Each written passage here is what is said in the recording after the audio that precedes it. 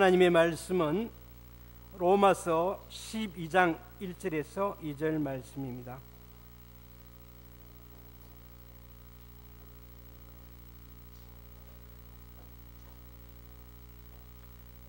로마서 12장 1절 2절 제가 봉독해 올리겠습니다.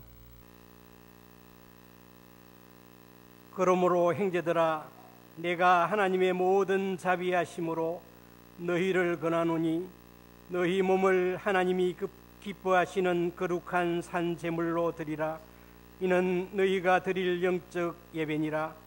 너희는 이 세대를 본받지 말고 오직 마음을 새롭게 함으로 변화를 받아 하나님의 선하시고 기뻐하시고 온전하신 뜻이 무엇인지 분별하도록 하라.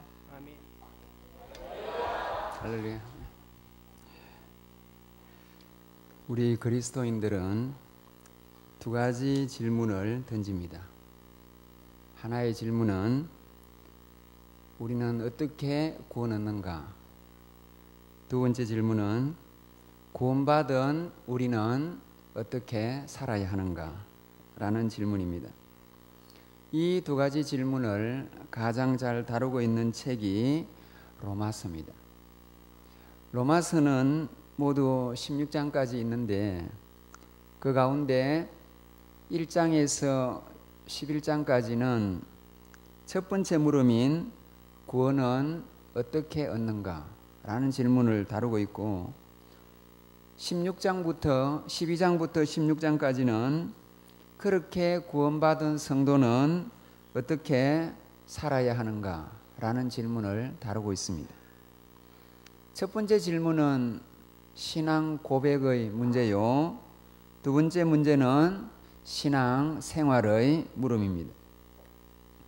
이 두 가지 질문에 대한 로마서의 답은 어떻게 구원 얻는가에 대한 답은 1장 16절과 17절에 나오는 바대로 오직 의인은 믿음으로 말미암아 구원 얻는다. 다시 말하면 이신칭의의 원리를 가르칩니다. 그러면은 이렇게 이신칭의를 얻은 성도들은 이제 어떻게 살아야 하는가?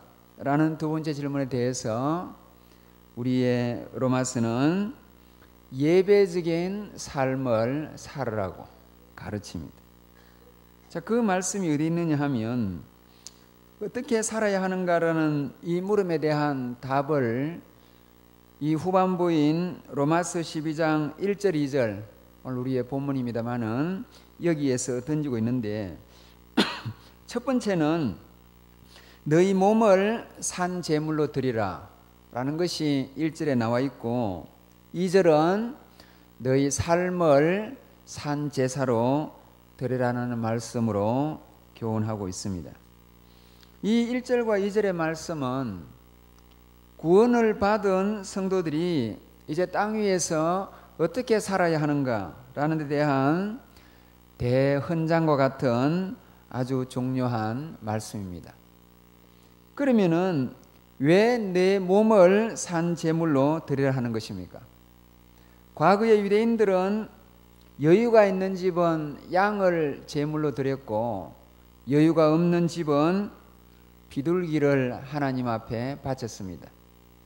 그러나 이제 너희는 예수님께서 유월절 마지막 어린 양이 되셨기 때문에 너희는 내 몸을 제물로 드리라는 것입니다. 자, 이어서 2절은 말씀드린 바처럼 내 삶을 산 제사로 드리라고 가르칩니다. 그럼 왜 삶으로 예배를 드리려 하는 것입니까? 우리가 입술로는 찬양을 하지만은 마음으로는 경배하지 않을 수 있고 주일날 우리가 모여서 귀로는 말씀을 듣고 입으로는 찬양과 기도를 합니다마는 막상 6일의 삶 동안에는 생활의 예배, 삶의 예배를 드리지 않기 때문일 수 있습니다. 여러분, 우리가 과거 유대인들을 한번 보십시다.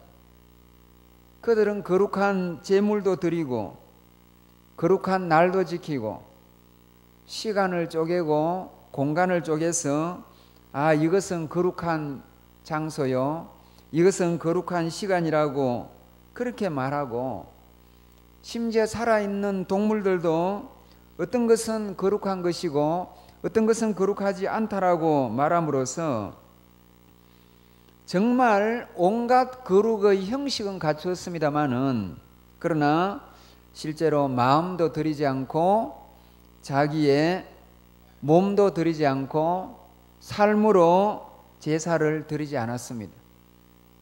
말하자면 온갖 형식은 갖추고 있었습니다마는 그 거룩의 진정성이 없었습니다. 자, 오늘날 명목상 신자들은 어떠합니까? 예배를 주일날에는 엄숙하고 때로 정열적으로 드립니다마는 엿새 동안의 가정에서와 직장에서와 세상에서의 삶은 너무 다릅니다. 자, 말하자면 언어적으로는 유신론자이지만은 실천적으로 무신론자이고, 고백적으로는 유신론자지만은 생활적인 무신론자와 별 차이가 없습니다. 신앙은 있지만은 신앙의 삶이 없고, 신앙과 인격이 분리되어 있고, 신앙과 생활이 이렇게 괴리가 있는 이중성, 이원론을 보이고 있습니다. 여러분, 따라서 이제 저와 여러분은 내 마음과 뜻과 성품을 다하여 주 너의 하나님을 섬기라 라는 이 예수님 말씀을 따라서 우리의 입으로만 찬양하고 예배하는 것이 아니라 우리의 지성과 감정과 의지를 다 동원한 전인격적 예배, 전인적 예배를 드려야 하고, 특별히 신앙과 삶이 일치되는 총체적인 예배를 드려야 하는 것입니다. 자, 저와 여러분은 첫 번째 질문인 어떻게 하면 구원 얻는가 라는 질문은 답도 찾았고 또 그 경지에 올라 있습니다. 그러면 저와 여러분에게 남아있는 질문은 두 번째 질문인데, 그것은 그렇게 의롭다함을 받은 하나님의 백성들이 어떻게 이 땅을 살아가야 하는가 라는 질문인데, 자, 우리의 본문은 삶으로 예배를 드리라는 것을 가르칩니다. 특별히 2절 말씀은 내 삶으로 예배를 드리라는 말씀을 담고 있기 때문에 오늘 이 2절에 나오는 세 가지의 말씀을 통해서 우리가 구원함을 받은 우리가 어떻게 삶으로 예배를 드릴 수 있는지 구체적으로 생각해 보고자 하는 것입니다. 여러분, 첫 번째는 이 세대를 본받지 말라고 합니다. 여러분, 이 말씀은 이 세상의 라이프 스타일과 삶의 방식을 따르지 말라는 뜻입니다. 오늘날 저와 여러분은 저 불자들하고는 다릅니다. 불자들은 세상에서의 온갖 인연을 끊고 출가해가지고 상 깊고 골 깊은 곳에 은둔합니다. 그들은 수행을 하는 절간과 그렇지 않는 바깥 세상을 일주문이라는 경계를 통해서 바깥은 속계요, 일주문 안은 부처가 지배하는 징계라고 하면서 그 세계 속에 들어가면서 속계로부터 완전히 단절하려고 하고, 그 안에서 독야청청 자기의 수행을 위해서 그렇게 예불도 드리고 범종 들으면서 소리 들으면서 풍경 소리 들으면서 맑은 물 들이키면서 그렇게 수행을 하고 해탈에 이르려고 합니다. 이러한 불자들과 달리 오늘 우리 효강교회 성도님들과 교회처럼 우리 하나님의 백성과 공동체는 이 세상을 떠나서 골 깊고 상 깊은 곳에 들어가는 것이 아니라 세상 한복판에, 아파트촌에, 이 도시의 한 중앙에 자리 잡고 있습니다. 자, 그러다 보니까 이 세상과 접촉을 갖게 되고 이 접촉을 통해서 세상으로부터 영향을 받을 수 있는 위치에 있습니다. 특별히 우리가 사는 이 세상은 늘 하나님의 백성들에게 매력적이고 화려합니다. 롯과 그의 식구들에게 소돔의 번영과 고모라의 화려함은 매력적이었습니다. 구약 이스라엘 백성들에게 애굽의 산의 진미와 바벨론의 위세는 매력적이었습니다. 초대교회 성도들에게 헬라의 찬란한 문명과 로마의 아름다운 제도는 매혹적인 것입니다.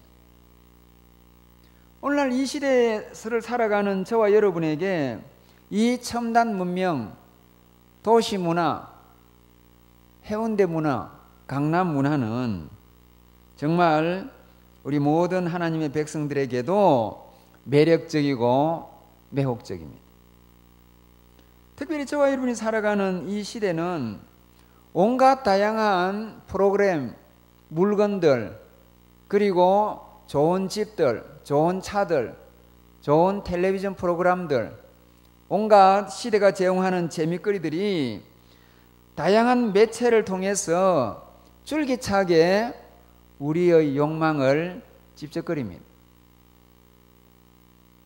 여러분, 우리가 그냥 도시 거리만 지나가기만 해도, 여러분이 가까운 코스코에 가시기만 해도 여러분은 얼마나 많은 물건들이 예쁜 포장과 현혹하는 광고를 통해서 우리로 하여금 누리고 싶어하고 갖고 싶어하고 즐기고 싶어하게 합니다.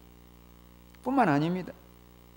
온갖 재미있는 것들과 우리를 흥분시키는 것들이 텔레비전과 컴퓨터와 도시의 영화관과 극장을 통해서 우리의 보고 싶은 유혹, 우리의 보고 싶은 마음, 우리의 즐기고 싶고 향유하고 싶은 마음을 집적거립니다. 이런 문제는 어디에 있습니까? 이런 다양한 즐길거리들 안에 죄성의 요소, 우리의 욕망을 건드리는 죄성의 요소가 있을 뿐 아니라 그러한 외부의 집적거림에 반응하고 꿈틀대고 동조하고 싶어하고 그것을 엔조이하고 싶어하는 우리 마음 안에 나약함이 들어있습니다. 여러분, 저와 여러분은 성화의 길을 걷고 있습니다. 제가 앞서서 던진 두 가지 질문을 다른 식으로 말하면 어떻게 구원 얻는가라는 주제는 칭의의 문제입니다. 칭의함을 받은 사람들에게 남아있는 과제는 거룩의 과제요, 성화의 과제입니다. 여러분, 따라서 저와 여러분이 믿음으로 의롭다함을 받고 난 이후에 하나님 앞에서는 그날까지 땅 위에서 줄곧 노력해야 될 중요한 과제는 거룩에 져가는 성화의 과제입니다. 그런데 우리가 아무리 노력해도 하나님의 백성들이 땅 위에서는 완전 성화에 이르지 못합니다. 다시 말하면 믿음이 연약한 자는 물론이고 믿음의 정도가 정말 고단수 같은 목사님이나 사도 바울도 완전 성화에는 이르지 못하고 자기의 영혼과 자기의 인격과 삶 속에 죄의 잔성이 남아 있습니다. 그러면 이 죄의 잔성은 지상에 누구든지 다 가지고 있는데 이 죄의 잔성은 우리의 연약한 부분들입니다. 여러분, 따라서 바깥의 유혹은 강력하고 우리 안에 들어있는 죄의 잔성을 통해서 우리 안에는 나약함이 있으니까 외부의 강력함과 내적인 연약함이 결탁을 해가지고 우리로 하여금 이 세상을 본받고 이 세대를 본받고 그리고 죄의 나락에 떨어지게 하는 것입니다. 여러분, 이 세대를 본받지 말라는 것은 명령입니다. 자, 그러니까 2000년 전에 그 시대의 하나님의 백성들도 이 명령이 유효한 것이고 2000년 이후에 오늘날의 하나님 백성들에게도 이 성경의 명료한 말씀은 유효합니다. 이 세대를 본받으면 안 되는 것입니다. 그러면 여러분들이 질문하시겠죠. 특별히 우리 젊은 분들은 아니 이 세상이 뭐가 잘못됐다고 본받지 말라고 하는 것입니까? 아니 해운대가 뭐가 잘못됐고 강남이 뭐가 잘못됐고 여기에 센텀도 살기 좋고 다 살기 좋은 세상이고 코스코 가면 물건도 많고 다양하고 재밌는데 도대체 왜 세상을 본받지 말라고 하는 것일까? 여러분 하나님의 백성들은 선지자직을 가지고 있습니다. 선지자라는 것은 망경을 써가지고 멀리 일어날 미래의 일을 아는 것만 아닙니다. 물론 그런 망경을 쓴 선지자는 구약에도 다니엘도 있고 에스겔도 있습니다. 멀리 오실 예수님을 바라본 것이니까 망원경을 쓴 선지자입니다. 그런 선지자만 있는 것이 아니라 나단 선지 같은 사람도 있습니다. 나단 선지는 그 당시에 수많은 사람들이 볼 때 가장 이스라엘 역사의 번창기고 가장 이스라엘의 국운이 올라간 시기이고 심지어 당대 세계 최고의 제국인 에집트의 시바 여왕이 와가지고 솔로몬의 그 왕실에 이스라엘의 번영을 축하하고 칭송하던 그런 시절에 있기 때문에 인간적으로 바라보고 외형적으로 바라볼 적에는 솔로몬과 다윗 왕조는 가장 이스라엘의 국운이 올라갈 때입니다. 그런데 하나님의 종인 선지자였던 나단이 바라볼 때는 그 왕조가 어떠합니까? 그 왕조가 겉으로는 화려한데 그 왕조의 저변으로 밑으로 죄악의 탕류가 흐르고 있었던 것입니다. 자, 그러니까 다른 사람은 그 탕류를 읽어내지 못해요. 선지자적인 안목이 없으니까. 선지자적인 안목을 지닌 나단이 볼 때는 아무리 솔로몬의 왕조가 다윗 왕조를 사람들이 최고로 해도 그 왕조의 화려한 이면 저변에는 왕부터 저지르는 죄악의 어두운 검은 구정물이 흐르고 있었던 거지. 여러분 하나님의 모든 백성들도 선지자로서 시대의 껍질만 보고 외양만 보고 덩달아서 시대를 엔조이하고 삶을 즐기고 그렇게 사는 거 아닙니다. 그래서 성경이 이 세대를 본받지 말라고 하는 거예요. 우리에게만 한 것이 아니라 제가 앞서 말씀드린 것처럼 제자들은 로마와 헬라를 본받지 말고 이스라엘은 에집트와 바빌론을 본받지 말고 롯과 그의 식구들과 아브라함은 당시에 소돔과 고모라의 그 문화를 본받지 말라는 것입니다. 같은 말씀입니다. 오늘날 이 시대에 살아가는 하나님의 백성들은 모두가 이 시대의 문명과 라이프 스타일을 삶의 방식을 본받지 말라는 것입니다. 왜 본받지 말라고 하는 것일까?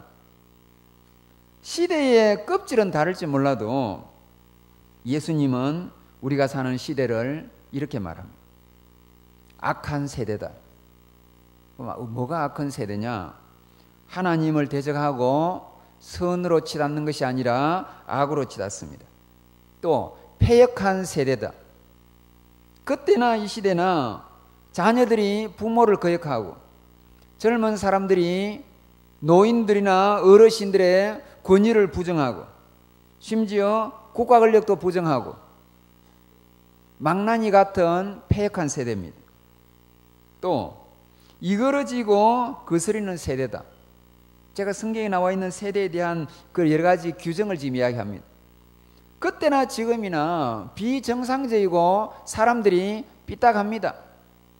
대단히 냉소적이고 그리고 개인주의적이고 삐딱합니다. 사고가 음란한 세대다.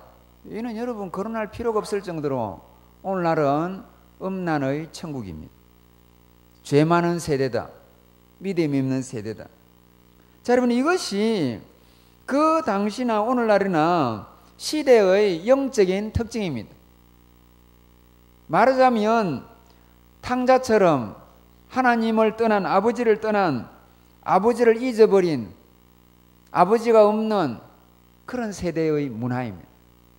하나님이 없는, 하나님을 잃어버린, 하나님을 잊어버린, 하나님 없는 무신론, 반신론, 배신론의 시대가 오늘날 우리가 사는 시대입니다. 여러분, 따라서 우리는 이런 시대의 흐름을 읽어낼 수 있어야 돼요. 성도들은 문화 속에 담겨 있는 하나님을 떠난 탕자 문화 같은 걸 읽어내는 안목이 있어야 됩니다. 성도들은 이 시대를 살면서도 시대를 본받는 시대의 자식들이 아니라 이 한 책의 백성이기 때문에 시대의 풍조나 가치관을 따라서 사는 것이 아니라 하나님의 말씀이 제시하는 삶의 원리, 삶의 방식, 라이프 스타일을 따라서 살아야 됩니다. 그리고 이 시대의 흐름을 읽어낼 수 있는 선지자적인 안목이 있어야 됩니다. 그럼 여러분들이 이렇게 질문하실 거예요. 아니, 우리가 선지자적인 안목이 없어서 문제입니까? 꼭 그것만은 아닙니다. 이 시대를 흐르고 있는 이 죄악의 탕류는 자기를 변신해서 나타납니다. 여러분, 본래 마귀는 성경에 보시면 광명의 천사로 위장한다 그랬어요. 그 말은 무슨 말씀입니까? 본래 마귀는 어두움의 지배자요, 어두움의 사자인데, 그 어둠의 사자인 사탄이, 마귀가 광명의 천사로 변신한다는 것은, 빛의 천사로 바뀐다는 것은 완전 변신을 한다는 것입니다. 완전 변체가 가능합니다. 그러니까 영적인 분별력이 없는 사람은 광명의 천사로 생각한다고. 왜 사람들이 이단에 빠집니까? 이단에 빠진 이유는 진짜 그것이 사탄이라서 빠지는 게 아니고, 신천지나 구원파나 이단에 빠지는 사람들은 그것이 빛의 메시지요, 그것이 광명의 어떤 메시지요, 그것이 거기에 구원이 있고 거기에 교회에 없는 영적인 신비한세가 있다고 착각한다고요. 왜 착각하는 것입니까? 경건한 성도들이 마귀가 광명의 천사로 바뀌는 거예요. 그러니까 영적으로 이 안목이 없는 사람들은 그게 이단인지 정통인지 분별이 안 된다고요. 왜냐하면 자기가 광명의 천사로 바꾸니까 완전 변체가 가능하잖아요. 예수님 당시에 로마의 대표적인 음유신이었던 오비드가 쓴 변신 이야기라는 책이 있는데, 제우스가 뭐 소로 바뀌고, 뭐 히랍의 신들이 뭘로 바뀌고, 로마의 신들이, 그런 변신과 비교가 안 될 정도로 사탄은 자기를 완벽히 변신합니다. 더 나아가서 이런 사탄이 던지는 죄도 자기를 변장해서 나타난다. 무슨, 여러분, 죄가 시커먼 덩어리가 되어가지고 떼굴떼굴 굴러오면서 나는 죄니 나를 삼키라, 그런 죄는 없습니다. 모든 죄는 죄 아닌 것처럼 나타난다고요. 모든 죄성과 죄는 달콤한 것처럼, 낭만적인 것처럼, 쾌락적인 것처럼, 행복인 것처럼, 별거 아닌 것처럼, 이것쯤이야 하는 것처럼 이렇게 나타난다고요. 죄는, 여러분, 모든 죄는 대부분 그렇게 달콤하게, 화려하게, 낭만적으로, 로맨틱하게 변장해서 나타난다고. 그게 사람을 낚는 하나의 미끼요, 낚시입니다. 여러분, 죄는 변신만 잘하는 것이 아니라 은둔도 잘하고 은닉도 잘합니다. 어쩌면 우리가 살고 있는 이 잘난 시대, 이 도도한 도시는 죄가 숨어있는, 죄가 웅크리고 있는 죄의 아지트인지도 모릅니다. 여러분이 강남의 방글이나 해운대에 번화한 방글을 한번 가보십시오.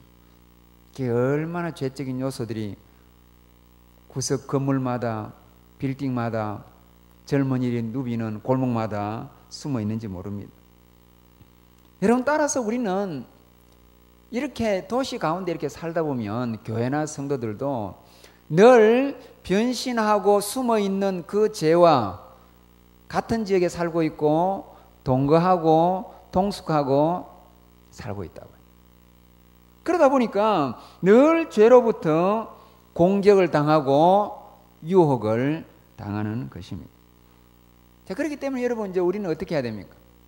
이 시대를 본받지 않기 위해서는 시대의 문화와 시대의 문명 속에 흐르고 있는 죄적인 요소들을 예리한 눈으로 바라보고 그것이 우리에게 때로 달콤하게 다가오고 우리에게 매력적으로 다가오더라도 영적 분별력이 있게 그것을 멀리해야 되고 그것을 가까이 하면 안 되고 그것에서 떠나야 되고 죄를 피해야 되는 것입니다.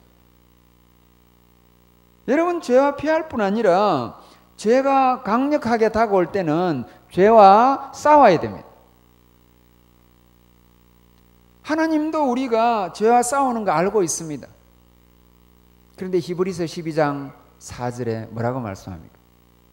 너희가 죄와 싸우되 피 흘리기까지는 싸우지 아니하는도다. 하나님도 우리가 거룩을 추구하는 그리스도인으로서 예수의 백성으로서 죄짓기를 두려워하고 죄를 멀리하고 죄와 싸우는 걸 하나님도 아십니다. 성경도 압니다, 그걸요. 그런데 문제가 어디 있냐 하면 죄와 싸울 때에 피 흘리기까지 싸우지 않는다는 거죠. 죄와 조금 싸우다가 부부싸움 하듯이 연인 간에 갈등하듯이 더 친해지고 떨어졌다가 더 가까워지고 더 하나가 되고 더 일체가 되고 너희가 그렇게 한다는 거죠. 그러니까 죄와 싸울 때는 그런 식으로 싸우지 말고 혈투를 벌이고 사투를 벌이고 죽기 살기로 싸우고 피 터지게 싸워라, 이 말이에요. 여러분, 이 히브리서 12장 4절의 말씀이 의미하는 바가 뭡니까? 그렇게 죄하고 싸우기는 어렵다는 거예요. 뭐 씨름하듯이 무슨 여러분 이렇게 무슨 밀치기 하듯이 그런 싸움 정도가 아니라 죄와 싸울 때는 너도 피 흘릴 수가 있다는 걸 말해주는 거예요. 그건 무슨 말입니까? 피 안 흘리고 이기기는 어려울 정도로 죄의 파워는, 죄의 능력과 죄의 힘은 강력하다는 거예요. 그리고 그 강력한 죄와 싸워서 이기기는 너무 어려운 거예요. 그래도 성경은 하시는 말씀이 그런 죄하고도 내가 싸워서 네 피 흘릴 각오를 하더라도 기어이 죄와 싸워서 네가 이겨라 라는 말씀이에요. 그렇게 할 때에 비로소 우리는 이 세대를 본받지 않을 수 있는 것입니다. 이렇게 이 세대를 본받지 않기 위해서는 죄를 분별하는 영적 안목을 지녀야 되고 그 죄의 실체를 영 안으로 바라보고 죄가 나에게 다가올 적에 조금 싸우다가 지나지 않고 그 죄와 치열한 싸움, 그 죄와 정말 살기등등한 싸움을 통해서 죄와 승리하는 우리 성도님들 되시기를 바랍니다. 자, 이제 두 번째 원리는 뭘까? 마음을 새롭게 하라는 명령입니다. 여러분, 죄가 변신을 해서 그렇지 그 죄를 맛으로 이야기하면 뜰고 역겨운 것일 수 있겠지요. 그리고 그 죄를 색상으로 이야기하면 시커먼 것일 수 있을 겁니다. 그런데 왜 죄가 우리의 눈에 볼 때는 아름답게 보이고 낭만적으로 보이고 감미롭게 보이는 것입니까? 왜 우리의 선조인 아담과 하와의 눈에 선악과가 그걸 따먹으면 정말 무서운 일이 벌어지는데 그걸 모르고 왜 자기들의 시각에는 먹음직도 하고 보암직도 하게 보이는 것입니까? 여러분, 마찬가지입니다. 우리의 선조의 눈에 그 무서운 죄를 상징하고 있는 그 선악과가 먹음직도 하고 보암직도 한 것처럼 보였듯이 그 아담과 하와의 후예들인 우리의 눈에도 죄는 아름답게 보이고 낭만적으로 보이고 먹음직하고 보암직하게 보이는 것입니다. 왜 그렇습니까? 그것은 여러분 우리가 보는 눈이 지금 잘못된 겁니다. 여러분, 아름답지 않는 사람도 결혼할 때는 그 상대가 볼 때는 그렇게 귀엽고 아름답게 보이는 것과 마찬가지입니다. 우리가 죄를 지을 때는 그 죄가 우리 눈에는 낭만적으로 보이고 매력적으로 보이고 별거 아닌 것처럼 보이고 내 인생에 행복을 가져다 주는 것처럼 보인다고요. 뭐가 문제입니까? 그것을 바라보는 나의 시각이 잘못된 거예요. 내가 잘못 보고 있다고요, 지금요. 여러분, 본다는 말은 한자어에 세 가지가 있습니다. 볼견, 그것은 내가 보려고 안 해도 내 눈에 들어오는 겁니다. 수동적인 겁니다. 내가 의도적으로 능동적으로 보려고 안 해도 그저 내 눈에 보여지는 것, 그게 견이라고요. 볼시, 그것은 응시하다, 주시하다는 말에 잘 드러나듯이 내가 능동적으로 보려고 하고 집중하려고 하고 꿰뚫어 보려고 하고 주목하는 게 그것이 볼시입니다. 그런데 여러분, 이 경과 시만 있는 거 아닙니다. 볼관이 있습니다. 그럼 볼관은 뭘까? 그것은 눈으로 보는 게 아니고 마음으로 보는 거라고요. 마음으로. 눈으로 보여지는 것은 견이고 눈으로 보는 것은 시고, 그렇게 하지 않고 마음의 눈으로 보는 것, 육안으로 보는 게 아니라 심 안으로 보는 것이 관이라고요. 인생관, 인생은 이런 것이다. 눈으로 보는 걸 말하는 거 아니잖아요. 내 마음으로 인생이라 이런 것이구나. 신앙관, 신앙은 이런 것이구나. 가치관, 가치에 뭐가 가치 있고 뭐가 가치가 없고 가치를 바라보는 안목. 세계관, 세상을 바라보는 자세, 다 관이라고. 자, 그러니까 여러분, 우리가 이 세대를 본받지 않기 위해서는 이 세대 속에 흐르고 있는 죄의 흐름을 봐야 되는데, 그래야 본받지 않는데, 이 죄의 흐름을 못 본 이유가 죄가 변신해서도 문제지만은 우리가 그 죄의 정체를 못 보는, 그걸 아름답게 보고 달콤하게 보고 낭만으로 보는 우리의 시각이 잘못됐다고요. 그럼 무슨 시각이 잘못됐다고요? 마음이 잘못된 거예요. 마음의 시각이.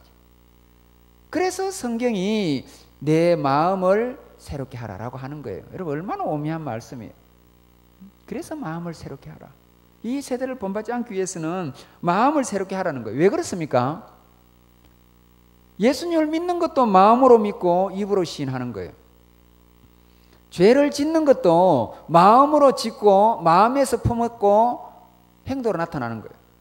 마음이 삐딱하면 표정도 삐딱하고 눈빛도 이상하고 말도 삐딱하고 행동도 삐딱해요. 마음이 정상이면, 마음이 사랑스러우면, 사랑으로 가르쳤으면 눈빛도 사랑스럽고 행동도 사랑스럽고 말에도 사랑이 나오고 행동에도 사랑의 행동이 나온다고요. 모든 것은 마음에서 나오는 겁니다. 여러분, 그렇기 때문에 이 마음이 새롭게 안 되면은 우리가 예배적인 삶을 살 수가 없어요. 그리고 이 시대를 본받을 수밖에 없다고. 그래서 마음을 새롭게 하는 거예요. 그럼 여러분들이 이렇게 질문 드릴 수 있을 겁니다. 내 마음이 뭐가 문제입니까? 내 마음이 말짱한데 뭐가 문제입니까? 디모데후서 3장 요 한 장만 보더라도 우리 마음 안에 뭐가 들어있는지 말합니다. 내 마음에 들어있는 거, 자기 사랑, 돈 사랑, 자긍심, 교만, 회방심, 거역함, 불평, 무정함, 참소함, 무절제함, 사나움, 배반, 조급함, 쾌락사랑. 여러분, 끝도 없습니다. 디모데후서 3장 한 곳에만 나오는 것 해도 이렇게 많아요. 여러분이 성경을 읽어보면 예수님도 지적하고 바울 쓰신 성경도 지적하는데, 우리 마음에 들어있는 게 도대체 네 마음에 뭐가 들어있는 건지 말하는데 다 동의할 수 있는 겁니다. 이런 게 우리 마음에 들어있다고요. 이런 게 마음에 들어있으니까 이 마음이 삐딱하다고요, 사람들이. 그리고 죄를 죄 아닌 것처럼 바라본다고요. 여러분, 이것은 일종의 잡초입니다. 우리 마음이 죄의 잡초가 이렇게 많다고. 그 잡초가 자라는 밭은 욕망이라는 밭이고, 그 욕망이라는 밭에 들어있는 자양분은 타락한 이후에는 죄성이라고요. 자, 그러니까 죄성의 자양분이 있는 욕망이라는 밭에서, 욕망이라는 마음밭에서 자란 많은 이렇게 잡초들이, 방금 제가 열거한 잡초들이 우리의 마음을 이렇게 아주 풍성하게 우거지게 덮고 있다고요. 이러한 욕망의 잡초가 내 마음에만 머무는 것이 아니라 내 말도 지배하고, 내 생각은 물론 지배하고, 내 행동도 지배하고, 내 삶도 지배하고, 내 시간도 지배하고, 내 공간도 지배하고, 내 존재도 지배하고, 내 미래도 지배한다. 그러니까 여러분, 이 마음이 어두워진 겁니다. 그래서 이 마음을 새롭게 안 하면은 이 시대도 여러분 분별할 수 없고 하나님 앞에 거룩한 예배적인 삶을 살 수도 없는 거예요. 그래서 여러분, 회개라는 말이 본래 성경 언어의 메타노이아라는 건데요, 노이아는 생각, 이성, 마음을 의미하는 그리스 낱말이고, 메타라는 것은 뭐 바꾸다는 말도, 넘어서라는 말도 있는데 바꾸라는 거예요. 회개라는 말을 뜻하는 성경 원어의 메타노이아는 다른 걸 회개하라는 것이 아니라 내 말을 회개하고 네 행동을 사죄하고 내 삶을 사죄하는 것이 아니라 먼저 내 마음을 바꿔라. 내 마음을 새롭게 하라는 것입니다. 그럼 여러분들이 질문을 이렇게 하겠죠. 내 마음을 내가 어떻게 새롭게 합니까? 여러분, 이 마음을 새롭게 하는 것은 하나님의 말씀이 들어가야 돼요. 하나님 말씀이. 하나님 말씀을 그래서 주야로 묵상해야 돼요. 하나님의 말씀은 내 마음의 모든 묵은 때, 내 마음에 어떠한 세척제라도 지워지지 않는 오래된 강력한 때와 얼룩을 지워버리는 강력한 세척제요 세정제입니다. 하나님 말씀이 들어와야 돼, 우리 마음속에. 모든 욕망의 잡초가 뽑히고 이 욕망이 전부 다 밀물로 떠내려가고 말씀의 썰물이 우리의 마음을 완전히 장악해야 그때서 내가 내 마음속에 거룩의 아름다운 화초를 꽃피울 수가 있는 것입니다. 그럼 여러분 이렇게 생각하시겠죠. 아유, 나는 말씀도 늘 묵상하고 큐티도 하고 우리 또 목사님 설교도 듣고 다 하는데 그럼 나는 왜 안 바뀌지 않습니까? 스가랴 7장 12절에 이런 말씀해요.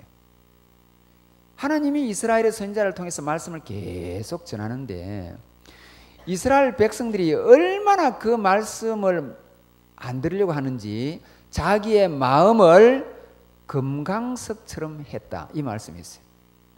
금강석은 다이아몬드로 좋은 뜻입니다. 그런데 이 본문에서 쓰는 금강석은 안 좋은 뜻이에요. 금강석은 단단하기가 완벽한 단단입니다.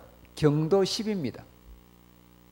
철로 금강석을 긁으면 금강석이 긁히는 게 아니라 철이 긁힙니다. 그 정도로 그것은 경도가 제일 단단한 거라고요. 근데 왜 금강석처럼 했습니까? 하나님 말씀을 귀로는 듣는데 그것을 마음에 두지 않기 위해서 그 마음을 금강석처럼 뺀질뺀질하게 한 거라고요. 길가밭도 아니고 무슨 여러분요, 사람이 밟고 난 길가밭도 문제인데 그 정도도 아니고 마음을 금강석 밭으로 만들었다고. 말씀이 들어가지 않는 겁니다. 귀로는 들어가는데 평생을 설교를 듣고 평생을 큐티라고 성경 읽어도 이 말씀을 마음에 두지 않는 거예요. 마음에 안 두니까 언어로도 안 나오고 인격으로나 행동이나 삶으로 드러나지 않는 거예요. 그래서 여러분들이 유명한 쉐마의 말씀인 신명기 6장 6절 말씀을 보면 이 말씀합니다. 오늘 내가 내게 명한 이 말을 너는 내 마음에 새겨라. 이래. 마음에 새겨라. 왜 새겨라 합니까? 또 성경에 보면 마음판에 새겨라. 마음에 두라는 말씀 많이 있어요. 시편에도. 마음에 두라, 마음에 새겨라, 마음판에 새겨라. 왜 그렇습니까? 말씀을 귀로만 듣고 입으로는 하는데 마음에 새기지 않는다고요. 마음을 새기는 거예요. 이렇게 말씀을 마음에 두면 어떻게 됩니까? 그때 우리의 삶이 달라져서 변화가 되는 것입니다. 자, 그래서 마음을 새롭게 함으로써 예배적인 삶을 사시는 우리 성도들 되시기를 바랍니다. 자, 이제 마지막으로 세 번째 원리는 뭘까? 하나님의 선하시고 기뻐하시고 온전하신 뜻을 분별하라. 이래. 이 말씀은 사실 두 번째 말씀에 이어지는 겁니다. 내 마음을 새롭게 하면 하나님의 뜻을 분별하는 거예요. 그러니까 잘 보십시오. 그리스도인이 어떻게 살아가야 됩니까? 세상을 본받으면 안 돼요. 우리는 다른 방식으로 삶을 살아가야 돼, 거룩하게. 그리고 이 세상을 본받지 않기 위해서는 세상을 지배하는 죄의 정체를 알기 위해서 마음을 새롭게 해가지고 그 정체를 바로 봐야 되고요. 그리고 마음을 새롭게 하면 이제는 세상의 원리를 따르거나 세상의 가치관을 따르는 것이 아니라 하나님의 뜻을 쫓아 살아갈 수 있다고요. 하나님의 뜻을 발견할 수 있다고요. 그 말씀이에요, 여러분. 이렇게 이 세 가지가 이어지는 거예요. 여러분, 청소년 집회에 가보면 소년들이여 꿈을 지니라. Boys be ambitious. 요즘 무슨 책에 보니까 Girls be ambitious. 소년들아 소녀들아 야망을 지니라. 막 이렇게 청소년 집회하는 우리 SFC나 이런 데 가보면요, 막 기타 치우고 청소년 전문가들 막 그런 설교하는 그런 전문 부흥사들 제법 있어요. 근데 여러분, 그 말씀이 틀린 건 아니라 하더라도 여러분, 성경에 어떤 인물들을 보든지 간에 젊은 날에 꿈을 지니고 그 꿈을 위해서 기도하고 그 꿈을 위해서 준비해가지고 훌륭하게 된 사람이 의외로 한 명도 없습니다. 한번 찾아볼 수 있는지. 없어요, 여러분. 그런 사람요. 아브라함이 언제 꿈을 지녔습니까? 아브라함이 좀 갈대우리에서 그냥 우상 숭배하던 사람인데 언제 젊은 날에 내가 이스라엘의 조상이 되고 믿음의 조상이 되고 나를 통해서 예수님이 오고 그런 꿈을 진 적이 없어요. 한 번도요. 요셉이 밤에 자는 꿈은 꾸었지. 야몽. 밤에 자는 꿈은 꾸었지만은 그 꿈이 뭘 뜻하는지 잘 몰랐고 자기가 당대 세계 제국인 애국의 총리 대신이 되겠다는 그런 비전과 꿈을 지닌 적이 언제 있습니까? 그 사람이. 그런 거 없습니다. 다윗이 들녘에서 그냥 양이나 치고 그냥 음악적 재능이 있고 문학적 재능이 있으니까 노래나 부르고 시나 지었지 언제 이스라엘의 임금이 될 꿈을 지니고 그것도 이스라엘의 성군이 될 비전을 언제 지녔습니까? 그런 거 없습니다. 잘 보시라고 여러분 성경을요. 그런 게 한 번도 없어요. 언제 베드로와 안드레와 요한과 야고보가 갈리 바닷가에서 고기나 잡고 처자시나 부양하며 그렇게 부업이나 하며 살 그들의 인생이라고 생각했지 언제 사도가 되고 언제 복음 기자가 되고 언제 순교자가 되고 믿음의 위대한 인물이 될 꿈을 언제 꾸었습니까? 꾼 적 없습니다. 그러면 여러분 어쩌란 말입니까? 라고 질문할지 모릅니다. 이러한 믿음의 인물들을 잘 기록한 히브리서 11장을 보면 이런 특징이 나옵니다. 노아는 아직 보지 못하는 일에 순종했다. 아브라함은 갈 바를 알지 못하고 나갔다. 모세는 보이지 아니했지만은 보는 것처럼 했다. 여러분 무슨 말입니까? 믿음의 인물들이 무슨 비전을 가지고 막 이래 한 게 아니고요. 꿈을 지니고 노아는 아직도 못 봤어요. 아브라함은 어디로 갈지도 모릅니다. 모세도 하나님 보이지 않아요. 그런데도 이 모든 인물들의 공통점이 뭡니까? 안 보여도 가라 하니까 가는 거고요. 비가 안 보여도 구름이 안 보여도 배를 지으라니까 그냥 짓는 거고요. 따라오라 하니까 그냥 따라가는 거고요. 모든 믿음의 사람들의 특징이 하나 있는데 그것은 순종입니다. 순종이라고요. 비전을 지니는 게 중요한 게 아니고 여러분요. 내가 뭐 대통령이 된 비전을 지니겠다. 중고등학생이 그런다고 했어요, 여러분요. 그 대단한 친구다. 그래 도 필요 없어요. 그게 중요한 거 아니에요, 여러분요. 대부분 경우는 개꿈입니다. 꿈을 안 지나는 건 아니에요. 꿈을 지니는 것보다 훨씬 더 중요한 게 순종하는 법을 가르쳐야 돼요, 여러분요. 순종의 사람이 믿음의 사람이고 순종의 사람이 하나님의 인도하심을 받아서 훌륭하게 된다고요. 모든 성경의 훌륭한 인물들은 한결같이 비전과 꿈의 인물이 아니라 순종의 인물이라고요.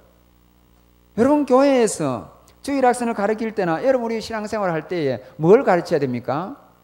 꿈 가르치기 전에 하나님 말씀에 순종하는 것, 부모님 말씀에 순종하는 것, 목사님이나 장로님 말씀, 선생님 말씀에 순종하는 것, 학교의 선생님 말씀에 순종하는 것.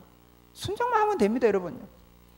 여러분 우리가 어린 날을 돌아보면 그 부모님 순종, 하나님 말씀 순종하고 선생님 말씀 순종하면 그 순종만 하면 그 잘 되는 겁니다. 그게 다. 열심히 공부하라. 그렇게 안 가르치는 부모님이 누가 있습니까? 네 공부하지 말고 놀아라, 테레비 보라. 그런 부모는 없어요, 여러분요. 그 이상한 부모지, 그 사람은. 부모 시킨 대로 하면 되는 거예요. 목사님 말씀하는 대로만 하면 하나님 앞에 다 복받게 돼 있다고요. 어느 목사님이 신앙에서 멀어지게 하는 목사님 누가 있습니까? 말씀을 통해서 다 바르게 교훈하는 거지. 순종이 중요한 거예요, 여러분. 여러분 순종도 정도가 있습니다. 어떤 것은 순도 100%의 순종이 있고 어떤 것은 순도 10%의 순종도 있어요. 순종도 질이 있다고요. 여러분 모든 믿음의 인물들 한번 보십시오. 떠나라 하니까 떠난 거예요. 갈 바도 모르고. 따르라 하니까 아이고 30일 기도해보고 40일 기도해보고 작전기도 금식기도 해보고 우리 혼이 요즘 잘 쓰는 방식으로 답하겠다. 그런 거 없습니다, 여러분요. 성경에 그런 게 돼 있습니까? 따르라 하면 예하고 바로 따랐지. 떠나라 하면 어디로 갈지를 모르고 바로 떠났지. 배 지어라 하면 날씨 한번 보고 제가 짓든지 그렇게 안 했습니다. 그냥 바로 지은 거지. 여러분 하나님의 말씀이 분명할 때는 적각 순종, 절대 순종, 항상 순종, 평생 순종, 기쁨 순종, 완전 순종, 늘 순종. 여러분 그렇게 순종해야 돼요. 순종을요. 무슨 40일 금식기도 하고 답해줘 그런 게 있습니까, 여러분이? 그게요. 바로 답하는 거지 그냥. 장로 해라 이러면 예 하겠습니다. 이래야지 40일 해가지고 뭐 할 건데요. 하라면 하는 거지 그냥. 교사 하십시오 이러면 예 하겠습니다. 바로 이래야지요. 집에 가서 상의해보고 우리 회사 한번 챙겨보고 해보고 그런 여러분 뜸 들이는 거 버릇 고쳐야 돼요. 그런 거 없습니다. 성경에 무슨 뜸 들이는 사람이 있습니까? 떠나라면 떠나는 거고 따르라면 따르는 거고 하라면 하라는 거고 절대 순종입니다. 성경은요. 적각 순종이고 아이들도 그렇게 가르쳐야 돼요. 부모님이 야 하면 예, 야 다 하고 그렇게 가르쳐야 된다고요. 아이고 우리가 군대입니까 생각해요. 군대가 아니고 하나님의 원리가 그렇다고. 하나님의 원리 순종하는 겁니다, 여러분. 이렇게 순종하면 어떻게 되는 겁니까? 그게 잘 되는 거예요. 왜 그렇습니까? 우리는 여러분요 나를 향한 거나 우리 교회를 향하나 자식을 향한 걸 할 때에 내 뜻대로 안 되면 내 뜻을 세우고 우리 인간의 뜻을 세워가지고 내 뜻대로 안 되면 좌절하고 실망하고 심지어 불신앙의 자리에 빠지고 더 나아가면 하나님의 존재까지 부인하려고 하는 이런 인간들이라고요, 우리는. 그런데 우리의 뜻대로는 안 돼야 됩니다. 그건 망하는 길이 많거든요. 하나님이 우리를 향해서 뜻이 있다고요. 하나님이 우리를 향해서 갖는 뜻만이 선하고 기쁘고 온전한 거라고요. 우리가 우리를 향해서 갖는 뜻, 내가 내 자녀를 향해 갖는 뜻은 그거는 선하지도 못하고 기쁘지도 못하고 온전하지 못한 것일 수 있어요. 하나님의 시각에서는. 누구 뜻이 이루어져야 됩니까? 내 뜻이 나나 내 아이에게 이루어져야 됩니까? 하나님의 뜻이 나나 내 교회나 내 자녀에 이루어져야 됩니까? 볼 거 없는 겁니다. 여러분 그래서 우리가 어떻게 살아가야 됩니까? 하나님의 뜻을 이루며 살아가야 됩니다.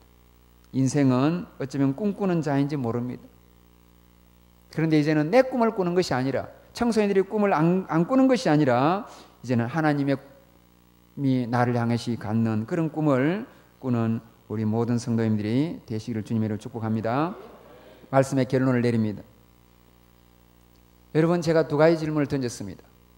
우리는 어떻게 구원 얻는가? 그것의 결론은 로마서 11장 36절 제일 마지막 절에 나오는데 만물이 주에게서 나오고 주로 말미암고 주에게로 돌아갑니다. 영광이 그에게 세세히 있으리로다. 아멘. 이렇게 끝난다고요. 우리는 어떻게 구원받고 나서 살아가야 됩니까? 그 결론의 제일 마지막은 로마서의 끝절인 16장 27절에 나온다고요. 뭐라고 되어 있습니까? 하나님께 영광이 세세 무궁토록 있을지어다. 아멘. 이렇게 된다고요. 여러분 성경을 잘 보시라고요. 어떻게 구원 얻는가의 로마서 전반부의 결론은 하나님께 영광. 그렇게 구원받은 사람이 어떻게 살아야 되는가의 결론은 뭐라고요? 하나님께 영광. 믿는 것의 결론도 내가 구원 얻어서 천국 가는 거 아닙니다. 내가 구원 얻고 천국 감으로 하나님께 영광이 되는 거예요. 그게 바른 성경적 가르침이에요. 사는 것의 결론도 무슨 기복신앙주의자들처럼 내가 범사에 잘되고 복받고 형통하고 그게 끝이 아닙니다. 그게 끝이면 여호와의 영광이 이르지 못하는 낮은 가르침이에요. 그런 가르침 하는 분들 많이 있어요. 한국교회에. 내가 믿음으로 사는 이유는 내가 복받고 잘되게 하는 게 아니라고요. 아굴은 왜 잠언 30장에 하나님 나로 하여금 부하게도 마옵소서, 부하는 것도 왜 싫어했습니까? 하나님의 영광이 가려질까 싶어서 부자가 되면 교만해져가지고. 그러니까 아굴이 생각하는 거는 믿음으로 잘 되는 몇 박자 축복이 아니라 너무 잘 돼가지고 교만해져서 하나님도 부인할까 싶은 두려움 때문에 하나님 나로 하여금 부하게도 하지 마옵소서, 너무 가난하게도 하지 말고 부하게도 하지 마옵소서. 아굴의 중심에는 뭐가 있습니까? 나를 통해서 하나님께 영광되게 하는 거예요. 여러분, 따라서 믿는 것의 결론도 내가 구원 얻는 것이 아니라 구원 얻는 것도 있지만 그걸 넘어서서 구원 얻는 걸 통해서 하나님께 영광이 되는 거고, 사는 것의 결론도 내가 몇 박자 축복받고 잘 되는 것이 끝이 아니라 뭐가 된다고요? 하나님께 그걸 통해서 영광이 되는 거야 돼. 하나님께 영광이 되면 뭐 잘 돼도 되고 내가 못 돼도 돼요. 때로 그게 못 되는 것이 하나님께 영광이라면. 그래서 사나 죽으나 나에게서 예수 그리스도가 존귀게 되고 주께 영광 돌리는 우리 모든 성도님 되시기를 주님의 이름으로 축복합니다.